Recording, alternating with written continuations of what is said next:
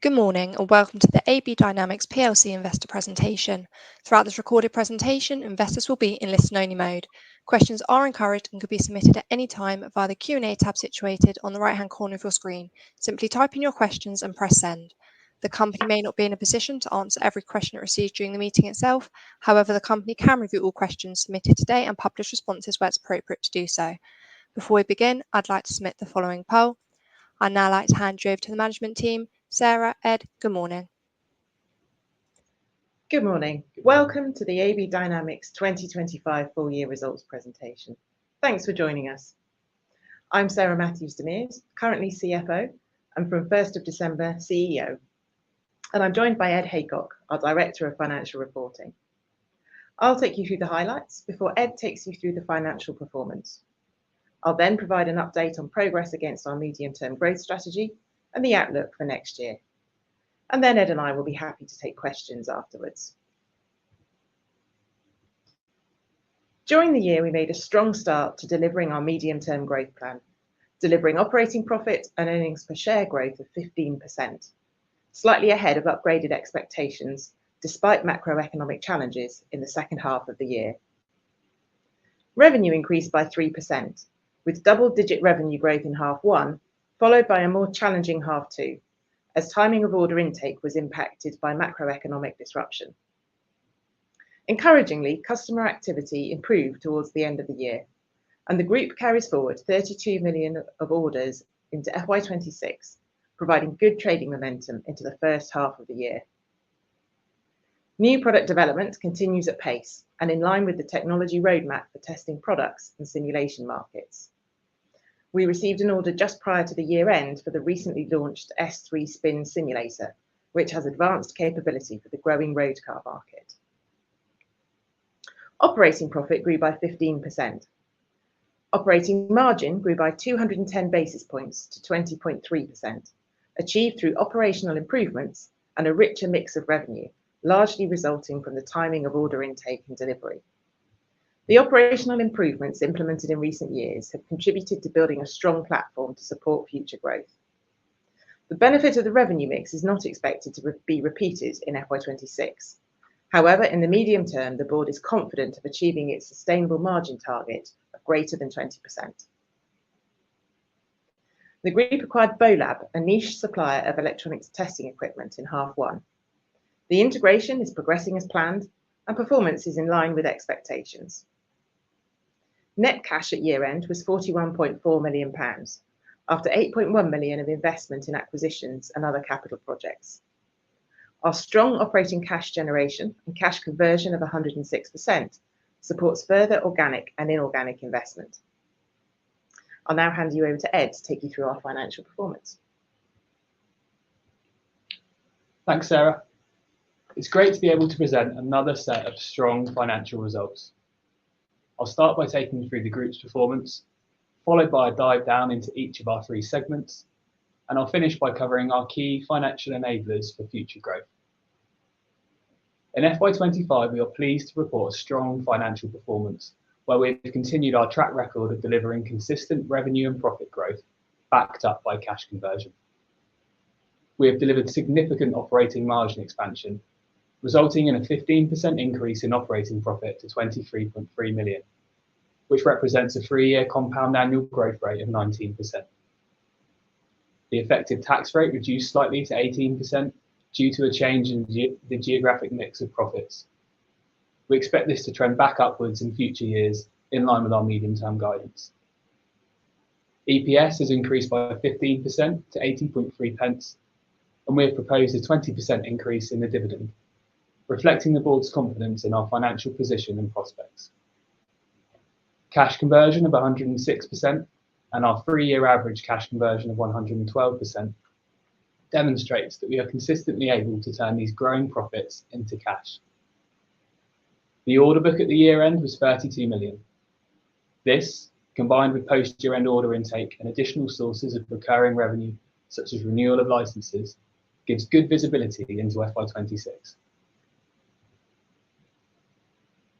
The 15% increase in operating profit was achieved through a combination of volume, sales mix, and operational improvements. The 3.4 million increase in revenue dropped through to a 2 million increase in operating profit. Sales mix, which is impacted by the timing of order intake and delivery across our portfolio of products and services, was favourable in FY25, generating a 1.2 million increase to profit year on year. The net benefit of the operational improvements that we have continued to implement across the business has contributed to a 1.1 million increase in profit. The overheads increase of 1.3 million includes the impact of the Bolab acquisition, inflation, and increases to employers' national insurance contributions in half two. Although the benefit of the revenue mix is not expected to be repeated in FY26, the operational improvements have been embedded in the business and are expected to contribute to achieving our sustainable medium-term target margin of greater than 20%. Our cash conversion of 106% demonstrates a continuation of our track record of turning profits into cash, despite the somewhat lumpy cash profile of our large simulator and SPMM contracts. We have achieved this by maintaining our focus on commercial contracting, inventory levels, and ensuring a disciplined approach to cash management. We have reinvested this operating cash into the business, with 4.2 million invested in capital projects, including on new product development in line with our technology roadmap. The acquisition of Bolab for an initial 3.9 million was funded through in-year cash generation. After returning cash to shareholders in the form of dividends, we had a significant net cash balance at the period end of £41.4 million available to support strategic priorities. Moving on to the performance of each segment and starting with testing products, the group's largest segment. This includes driving robots and ADAS platforms, the large SPMM machines, as well as Bolab's test equipment for electronic subsystems. Revenue increased by 7%, with growth in robots and the contribution of Bolab offset by lower SPMM sales. The market drivers for testing products continue to support increased track testing activity levels with additional regulation and increased complexity of testing. The increase in margin was delivered through operational efficiencies in supplier quality and production layout, together with the effect of revenue mix. In this segment, the timing benefit of revenue mix, which was driven by a higher proportion of high-margin robots and lower SPMM revenue, is not expected to be repeated in FY26. Testing services includes our proving ground in California, on-road testing in China, as well as powertrain and environmental testing in Michigan. Revenue increased by 8%, driven by strong growth in the US, where activity levels benefited from new regulatory requirements from the US regulator, NHTSA. After a 2-month delay for review by the incoming administration, these have now been confirmed with an implementation date of 2029. Strong customer relationships facilitated cross-selling of VTS's services to a major OEM to whom they were previously not able to gain access, as well as initial sales being made to a number of new market entrants. A long-term testing services contract in China was renewed for delivery in FY26 and beyond. Our simulation segment includes our simulation software, RF Pro, and driving simulators designed and manufactured by Ansible Motion. The decrease in revenue was driven by the timing of simulator order intake in the final quarter of the year, with macroeconomic disruption contributing to delays to customer order placement. Our range of driving simulators was expanded during the year with the launch of the S3 Spin. We were pleased to receive the first order for this new product towards the end of FY25. High-value simulator sales are individually material, and revenue recognition continues to be impacted by the timing of order intake and delivery, as does margin. The key enablers for the delivery of our growth plan include our great people, with over 200 qualified engineers and technicians supported by an experienced team of professionals across sales, operations, and finance. Having been with the group for just over a year now, I can personally attest to the breadth of industry knowledge and technical expertise among my colleagues. Our retention rate, which at circa 90% is above industry averages, is testament to the investment that has been made in our people. Our cash conversion record, which we aim to continue at 100% through the cycle. Our strong balance sheet, which gives us flexibility with 40 million of cash and a 20 million RCF facility. While we prefer to remain debt-free, our debt capacity at 2 times EBITDA is now over £50 million, which, for the right acquisition, we could use for a short period, then pay down from cash generation. And we will deploy this balance sheet in line with our capital allocation policy, which I'll cover on the next slide.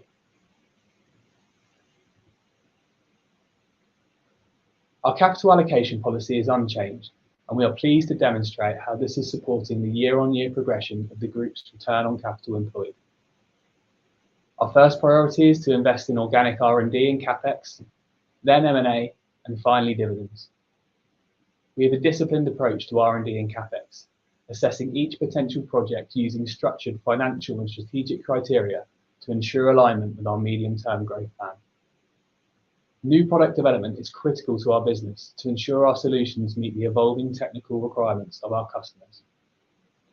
Our technology roadmap for testing products is designed to address the opportunities of NCAP testing over the next 5 years based on the long-standing, deep customer relationships we have with OEM R&D teams and service providers. Our roadmap covers both hardware improvements, such as the speed and reliability of our ADAS platforms, as well as software enhancements. Where appropriate, we will invest CapEx to increase production capacity, and we will complete our global ERP system rollout, having now embedded this in our core testing products business and driving margin improvement as a result. In M&A, we will continue to target profitable, cash-generative businesses. Any transaction should be EPS accretive and meet or exceed our internal benchmarks on financial returns. Where this is not the case, we maintain a patient and disciplined approach to ensure we only invest when we can create long-term shareholder value. We have a progressive dividend policy, as shown by our track record of consistent double-digit dividend increases over the last 5 years. We will only consider returning capital to shareholders if we are holding surplus cash and acquisition multiples ever became unattractive. The graph on the right illustrates that we have deployed capital in a number of ways over the last 4 years in a disciplined manner, and are now starting to see the benefit in the group's return on capital employed metric, which has increased to 20.2% in FY25. I'll now hand over to Sarah to give an update on our growth strategy. Thanks, Ed. Having presented our medium-term growth ambition last November, I'm pleased to say we are on track to deliver in line with the plan. The graph demonstrates the compounding effect of delivering 10% organic revenue growth each year, expanding operating margins to 20% plus, and investment in acquisitions, continuing our disciplined approach against well-defined acquisition criteria. This will deliver our medium-term aspiration of doubling revenue and tripling operating profit. I'm pleased to confirm that despite the change in CEO, you won't be surprised to hear there is no change to this ambition. I'm fully committed to delivering the plan. In half 125, we delivered an 11% increase in revenue, expanded our operating margin to 18.6%, and completed the acquisition of Bolab. Half 2 was tougher following the macroeconomic uncertainty which followed US-led tariff changes, and revenue growth slowed.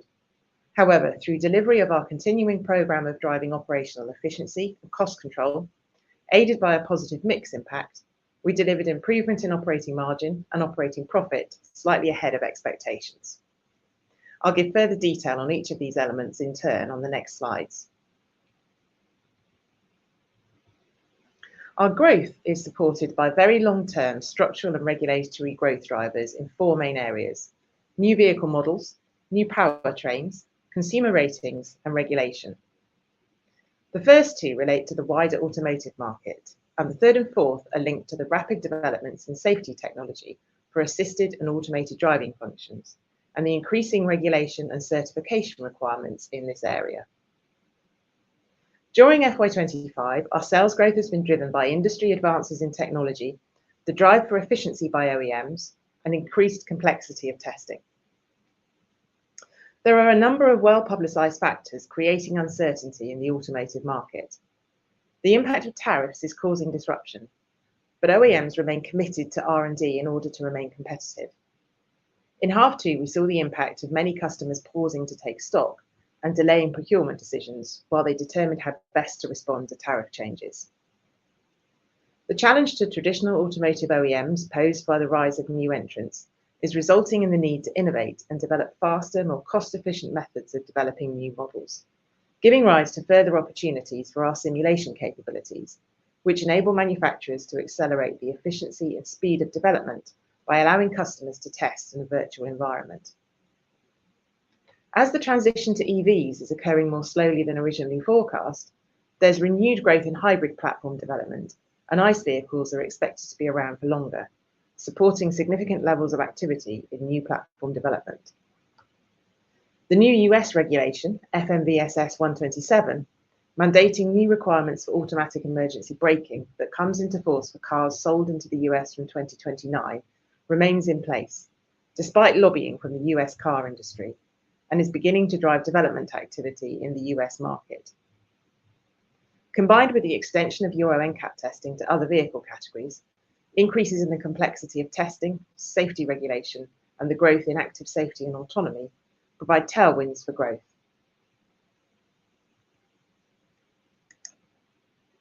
Our business is resilient against short-term market disruption, and our market drivers support double-digit revenue growth in the medium term and beyond.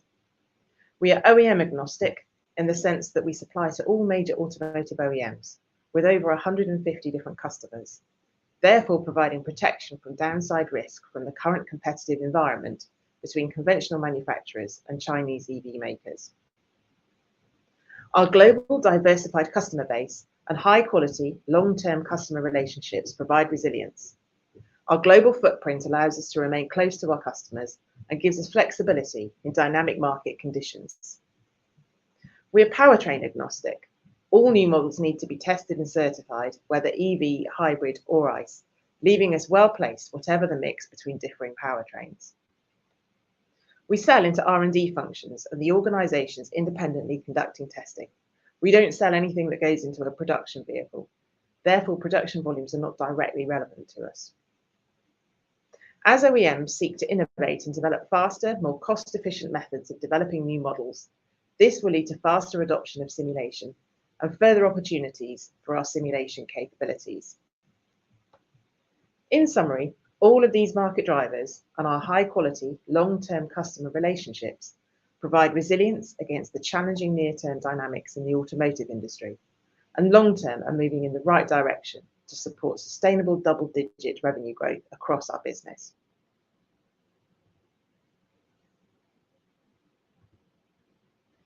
Operating margin expansion will be achieved through delivering operational gearing as we scale the business. The investment we've put in means we have the capacity to deliver the next phase of growth without a corresponding step change in overhead. Simplifying the business, we're focusing on improving our supply chain, rationalising the number and quality of suppliers to obtain discounts and improve quality and efficiency, as well as rationalising the number of product variations and combinations in the market. And standardising our processes and procedures. We've already made many improvements in this area, but there's significant opportunity to streamline our manufacturing, improve design for manufacture, and drive the benefits from our ERP system. In our main manufacturing facility in the UK, we've delivered a net improvement of 1.1 million through the implementation of a supplier quality management system and increasing quality testing at the sub-assembly level, leading to reduced rework and wastage. We've reduced direct labour input times through planning and layout improvements, and have also rationalised the number of product configuration options.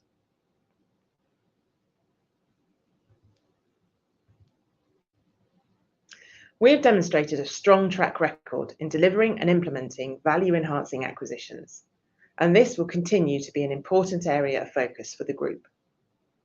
Our pipeline includes a range of near-term opportunities and longer-term relationships.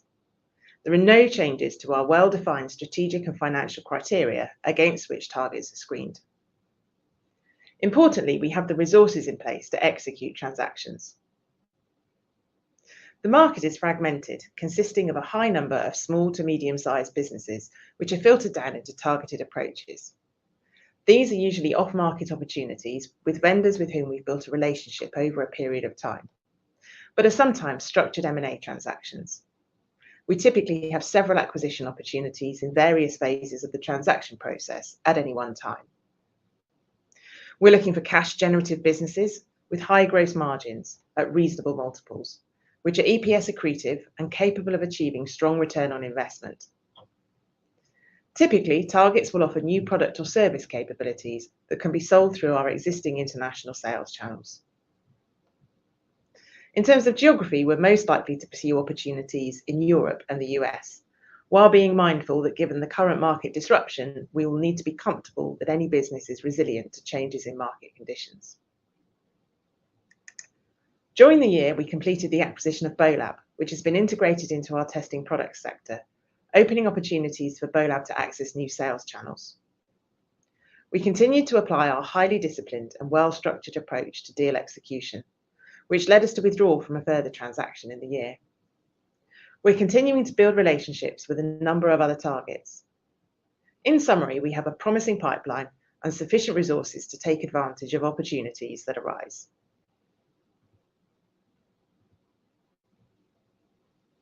The group has made a strong start to delivering the medium-term growth plan, which we articulated in November 2024.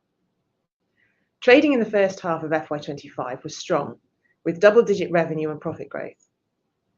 Despite challenges in the second half caused by macroeconomic and political disruption, the group delivered full-year profit growth of 15% and improved margin to 20.3% from a combination of operational improvements and revenue mix. Diluted EPS grew by 15%, and we've proposed a 20% increase in the dividend, reflecting the board's confidence in the group's financial position and prospects. Our strong operating cash generation and cash conversion of 106% leaves us with £40 million of cash, which supports further organic and inorganic investment. In terms of the outlook for FY26, the group is OEM agnostic, powertrain agnostic, and sells into automotive R&D functions, providing resilience against short-term industry headwinds. The group is also geographically diversified and supplies market-leading products which are critical to our customers' future success.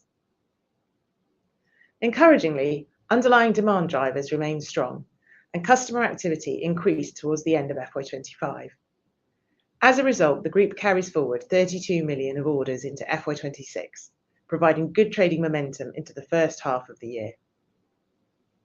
Whilst mindful that short-term macroeconomic disruption may continue into the first half of FY26, the board remains confident that the group will make further financial and strategic progress this year and expects to deliver FY26 adjusted operating profit in line with current expectations, with an expected bias towards the second half of the year.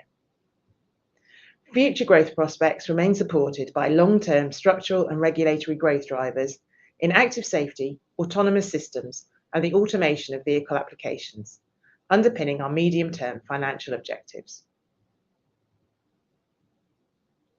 To summarise our growth strategy and value creation plan, our ambition is to double revenue and triple operating profit over the medium term from our FY24 baseline of £20 million of profit through the compounding effect of 10% organic revenue growth, improving margins to 20% and beyond, converting these profits into cash with 100% cash conversion through the cycle, and a self-funded acquisition spend of £30 to £50 million per year. That concludes the presentation. We'll now go to questions. Sarah, Ed, thank you very much for your presentation. Ladies and gentlemen, please do continue to submit your questions just by using the Q&A tab situated on the right-hand corner of your screen. Just while the company take a few moments to review those questions submitted today, I'd like to remind you that a recording of this presentation, along with a copy of the slides and the published Q&A, can be accessed via your investor dashboard. As you can see, we have received a number of questions throughout today's presentation. Can I please ask you to read out the questions and give responses where appropriate to do so, and I'll pick up from you at the end. Sure. So the first question was a pre-submitted question, so no name with this one. The question is, the share price has been reducing daily for the last few months, despite the financial results being in line with expectations. What actions are underway to boost investor confidence and reverse the recent trend? Did you want to take this one, Sarah? I'll take that one, yeah. So thanks. As you can see, we've been delivering our results. We've also set out the medium-term growth plan to demonstrate the opportunity for what the business can achieve. Unfortunately, redemptions do remain the biggest issue in mid-cap markets, which drives prices down. So we're setting out the opportunity to allow shareholders to be able to assess the opportunity for the business for themselves. Thank you. Next question is from Avin. His question is, what was the operating margin excluding the benefit of revenue mix? So in one of the slides, we showed the impact and we quantified that the benefit was 1.2 million of operating profit. Broadly, that's around 100 basis points on the operating margin. The next question is from Paul. With cash rising and continued strong cash generation, how are you looking to balance reinvestment and product development, acquisitions and shareholder returns in your allocation strategy? Did you want to take that one, Sarah? Yeah. So we set out our capital allocation policy.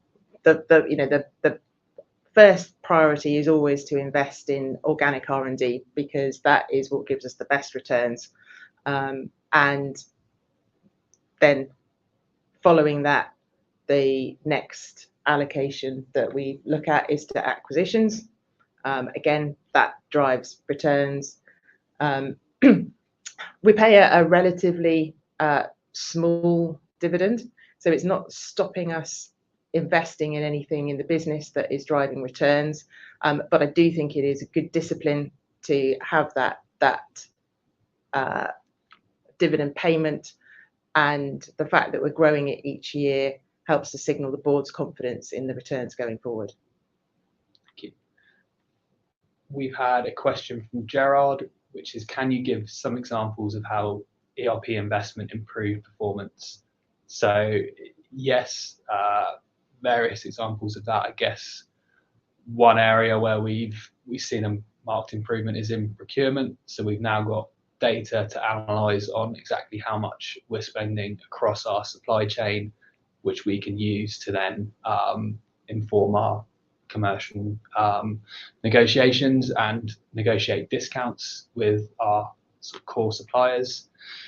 Equally, we're using it in planning and knowing exactly how much we need to order and when, which is driving out working capital efficiencies and ensuring we're sort of maintaining appropriate inventory levels.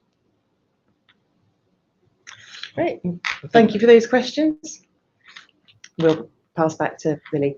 Sarah, Ed, thank you for answering all those questions you can from investors. And of course, the company can review all questions submitted today and will publish those responses on the Investor Meet Company platform. Just before redirecting investors to provide you with their feedback, which I know is particularly important to the company, Sarah, could I please just ask you for a few closing comments? Yes, I'd like to thank you all for joining us today. Sarah, Ed, thank you for updating investors today. Can I please ask investors not to close the session, as you'll now be automatically redirected to provide your feedback in order that the management team can better understand your views and expectations. This will only take a few moments to complete and I'm sure will be greatly valued by the company. On behalf of the management team of AB Dynamics PLC, we'd like to thank you for attending today's presentation and good morning to you all.